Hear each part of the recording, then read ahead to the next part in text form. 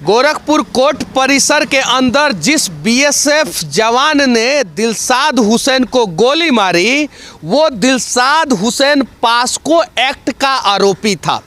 BSF के जवान का घर यही है और दिलशाद हुसैन यहीं पे पंचर बनाता था। यहीं पे वो जो टूटा हुआ घर दिख रहा है ये सामने, यहीं पे दिलशाद हुसैन पंचर बनाता था और सामने बीएसएफ के जो रिटायर्ड जवान हैं उनका घर है। और यही गोरखपुर कोर्ट परिसर में जाके जो है दिलशाद को गोली मार दिए। क्यों? क्योंकि 2 साल पहले ये जो दिलशाद हुसैन था इनकी बेटी के साथ गलत किया था। यहाँ पे एक बच्चा है, क्या नाम हुआ बाबू आपका? सूरज कुमार निषाद। अच्छा सूरज, ये बताइए कि जो बीएसएफ के जवान थे उन्हें आप जानते हैं? वो मेरे पापा हैं। वो आपके पिताजी हैं? पिताजी हैं। पिताजी हैं। अच्छा, ये हाथ में क्या है आपके? ये न्यूज़पेपर है दैनिक जागरण का। दैनिक जागरण का एक खबर मैं आप लोगों को दिखा रहा हूं। यहाँ का लोकल पेपर में क्या छपा था? कचहरी पार्किंग के पास दुष्कर्म के आरोपी की गोली मारकर हत्या। यहाँ पे साफ साफ लिखा हुआ है, कोई किंतु परंतु लास्ट में नहीं लगाया गया है।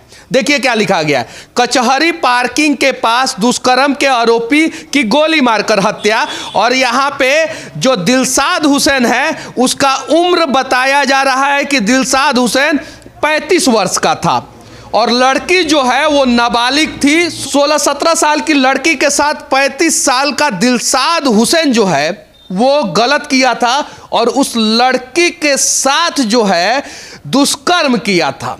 उसका केस जो है कोर्ट में चल रहा था, लेकिन पास्को एक्ट के आरोपी को कोर्ट ने जब बेल दे दिया तो ये आरोपी जो है यहाँ पे आके इनके परिजनों को डराता था, धमकाता था। यहाँ पे रिटायर्ड बीएसएफ के जो जवान थे उनके पिताजी हैं।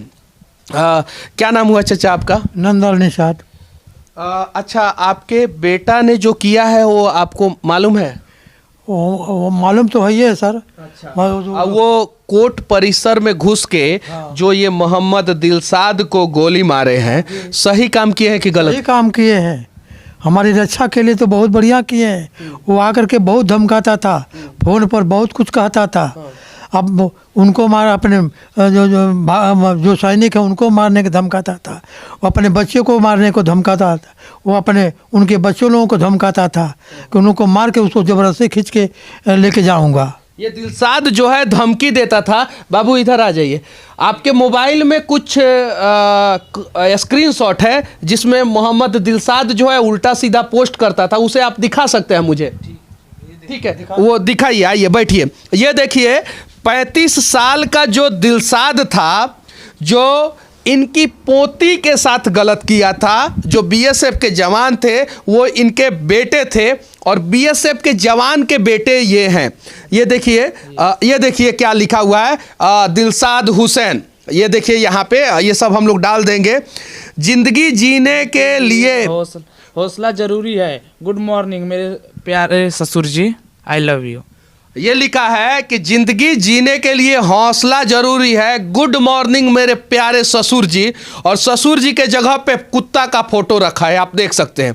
ये दिलशाद हुसैन जो पास्को एक्ट का आरोपी था, कितना प्रताड़ित किया था एक फौजी को, जो फौजी जीवन भर देश की रक्षा किया था, वो परिवार की रक्षा करने के दौरान कैसे चूक जाता, ये देख सकते हैं। उसके अलावा भी बहुत सारी चीज़ें ये इसने डाला था।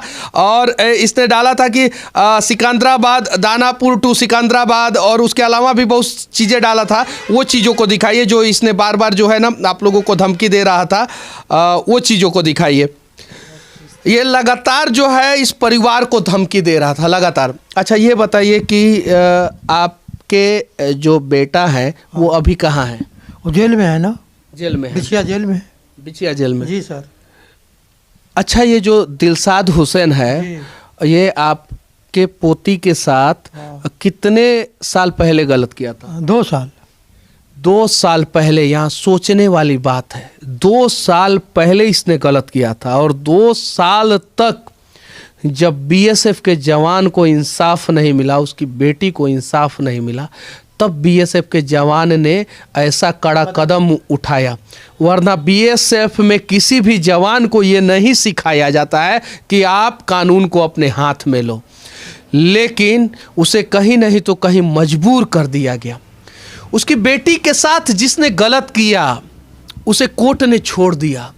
2 साल तक वो इंतजार करता रहा और ये मोहम्मद दिलशाद जो है 2 साल तक वो इंसाफ के लिए इंतजार करता रहा। और ये दिलशाद हुसैन जो है वो उसे फ़ोन पे धमकी देता था, उसके खिलाफ जो है फेसबुक पे पोस्ट करता था और तो और घर पे आके कहता था कि हम सबको मार के लड़की को लेके जाएंगे। जरा सोचिए वो बीएसएफ का जवान क्या करता। और एक और चीज़ मैं आप लोगों से पूछना चाहता हूँ, अगर उस बीएसएफ के जवान के जगह पर आप लाचार पिता के रूप में होते तो क्या करते। और बच्ची नाबालिग थी।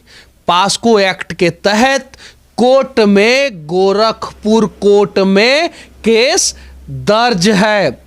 और फिर से कह देना चाहता हूं, बच्ची नाबालिग थी। पास्को एक्ट के तहत गोरखपुर कोर्ट में केस दर्ज है। और नाबालिग पास्को एक्ट में 35 वर्षीय दिलशाद हुसैन को जमानत कैसे मिल गया? कैसे दिलशाद हुसैन को हिम्मत हुआ कि जिसने बच्ची के साथ बलात्कार किया था वो बच्ची के घर के ऊपर चढ़ के जो है घर वालों को धमकी दे। इस देश के लोगों से आज विनती है कि एक पिता की तरफ खड़े हो जाएं। अगर एक पिता का शर्म से सर अगर आज झुक जाएगा तो कल आपकी भी बारी हो सकती है।